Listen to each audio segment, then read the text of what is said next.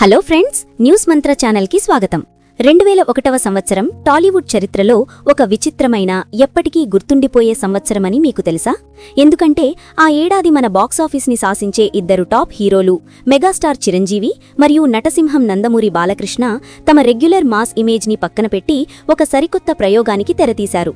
Mass songs, mind blowing ఫైట్స్తో థియేటర్లను దద్దరిల్లించే ఈ ఇద్దరు stars యాక్షన్ని పక్కన పెట్టి ఒకరు కన్నీళ్లు పెట్టించే సెంటిమెంట్తో, మరొకరు కడుపుబ్బా నవ్వించే కామెడీతో ప్రేక్షకుల ముందుకు వచ్చారు.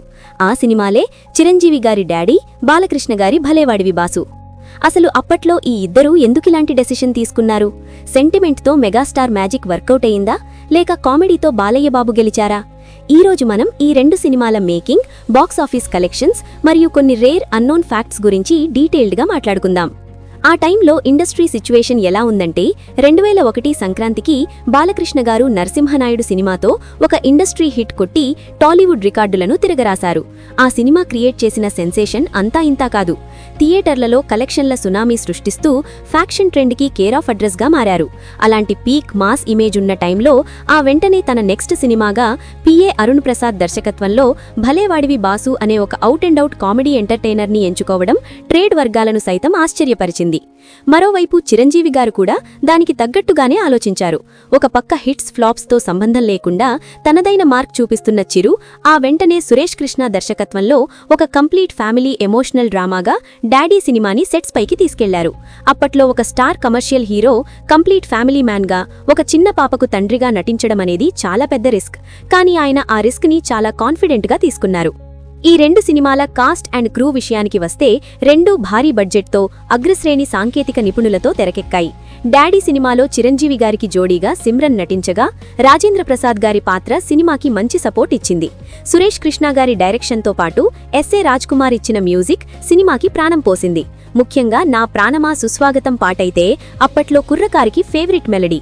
ఇక బాలయ్య బాబు భలేవాడివి బాసు విషయానికి వస్తే, ఇందులో శిల్పా శెట్టి, అంజలా జవేరి హీరోయిన్స్గా నటించారు. మణిశర్మ అందించిన మ్యూజిక్ ఈ సినిమాకి పెద్ద అసెట్. అమ్మమ్మో బ్రహ్మచారి లాంటి పాటలు మంచి చార్ట్ బస్టర్స్గా నిలిచాయి. దర్శకుడు అరుణ్ ప్రసాద్ బాలయ్యలోని కామెడీ యాంగిల్ని చాలా కొత్తగా ప్రెజెంట్ చేయడానికి ట్రై చేశారు. ఒక ఫారెస్ట్ రేంజర్గా, ఒక దొంగగా డ్యూయల్ షేడ్స్లో తనదైన మార్క్ చూపించారు. అయితే డాడీ సినిమాలో చిరంజీవి తన డాన్స్ స్కూల్ నడుపుకుంటూ కూతురిపై ప్రేమను చూపించే విధానం ఫ్యామిలీ ఆడియన్స్కి బాగా కనెక్ట్ అయింది. ఇక ఈ సినిమాల షూటింగ్ టైంలో జరిగిన కొన్ని ఇంట్రెస్టింగ్ అన్నోన్ ఫ్యాక్ట్స్ గురించి మాట్లాడుకుంటే, డాడీ సినిమా అనగానే మనకు టక్కున గుర్తొచ్చేది ఐకాన్ స్టార్ అల్లు అర్జున్. అవును, అల్లు అర్జున్ వెండితెరకు పరిచయమైంది ఈ డాడీ సినిమాలోని ఒక చిన్న గెస్ట్ అపియరెన్స్తోనే. అందులో బన్నీ డాన్స్ చూసి చిరంజీవి గారే ఆశ్చర్యపోయే ఒక సీన్ ఉంటుంది. అది అప్పట్లో మెగా ఫ్యాన్స్కి థియేటర్లలో ఒక స్వీట్ సర్ప్రైజ్. అలాగే భలేవాడివి బాసు సినిమాకి సంబంధించి చాలా మందికి తెలియని విషయం ఏంటంటే, నరసింహనాయుడు లాంటి బ్లాక్ బస్టర్ తర్వాత వస్తున్న సినిమా కావడంతో ఇందులో కూడా భారీ ఫైట్స్ ఉంటాయని ఫ్యాన్స్ ఫిక్స్ అయ్యారు. కానీ బాలయ్య మాత్రం తన కంప్లీట్ మేకోవర్తో క్లాస్ ఆడియన్స్ని టార్గెట్ చేస్తూ ఈ సినిమా చేశారు.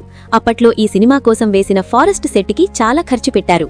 డాడీ సినిమాలో చిరంజీవి గారి కూతురిగా నటించిన చైల్డ్ ఆర్టిస్ట్ అక్షయ పెర్ఫార్మెన్స్కి అప్పట్లో ఎంతో ప్రశంసలు దక్కాయి. ఆ పాపతో వచ్చే ఎమోషనల్ సీన్స్ సినిమాకే హైలైట్గా నిలిచాయి. బాక్సాఫీస్ కలెక్షన్స్ మరియు డీప్ డైవ్ విషయానికి వస్తే, ఈ రెండు సినిమాలు బాక్సాఫీస్ దగ్గర వేరువేరు ఫలితాలను అందుకున్నాయి. బాలకృష్ణ గారి భలేవాడివి బాసు 2001 జూన్లో రిలీజ్ అయింది. సమరసింహారెడ్డి, నరసింహనాయుడు లాంటి హై వోల్టేజ్ మూవీస్ చూసిన ఫ్యాన్స్ బాలయ్యను ఒక సాఫ్ట్ కామెడీ రోల్లో చూడలేకపోయారు. దానివల్ల సినిమాకి డివైడ్ టాక్ వచ్చి బాక్సాఫీస్ దగ్గర ఫ్లాప్గా మిగిలిపోయింది.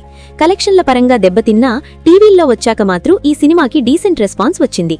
మరోవైపు 2001 అక్టోబర్లో రిలీజ్ అయిన చిరంజీవి గారి డాడీ సినిమాకి అద్భుతమైన ఓపెనింగ్స్ వచ్చాయి. ఈ సినిమా సుమారు 16 కోట్ల రూపాయల డిస్ట్రిబ్యూటర్ షేర్ని కలెక్ట్ చేసి ట్రేడ్ని ఆకట్టుకుంది.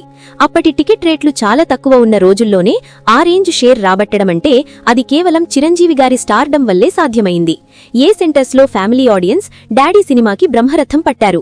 కానీ బి అండ్ సి సెంటర్స్లో మాస్ ఆడియన్స్ ఆశించిన స్థాయిలో యాక్షన్ లేకపోవడంతో సినిమా యావరేజ్ టు హిట్ స్టేటస్తో నిలిచింది. ఈనాటి ఇన్ఫ్లేషన్ లెక్కలతో పోల్చుకుంటే డాడీ వసూలు చేసిన 15 కోట్ల షేర్ వాల్యూ ఈ రోజు 100 కోట్లకు పైనే ఉంటుంది. చాలా సెంటర్స్లు డాడీ 50 మరియు 100 రోజులు కూడా విజయవంతంగా పూర్తి చేసుకుంది. ఓవరాల్ గా ఈ 2 సినిమాల లెగసీ గురించి చెప్పాలంటే కమర్షియల్ సక్సెస్ ని పక్కన పెడితే డాడీ మరియు భలేవాడివి బాసు సినిమాలు ఈ ఇద్దరు స్టార్స్ కెరియర్ లో స్పెషల్ అటెంప్ట్స్.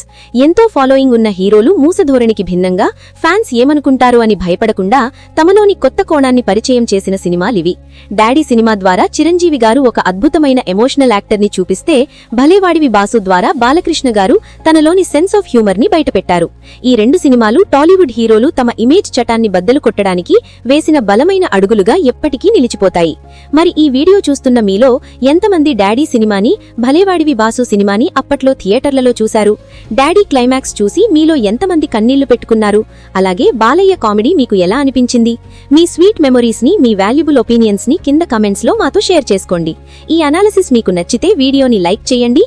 అలాగే ఇలాంటి మరిన్ని ఇంట్రెస్టింగ్ టాలీవుడ్ ముచ్చట్ల కోసం మన న్యూస్ మంత్రా ఛానల్ ని సబ్స్క్రైబ్ చేసుకోవడం మాత్రం మర్చిపోకండి.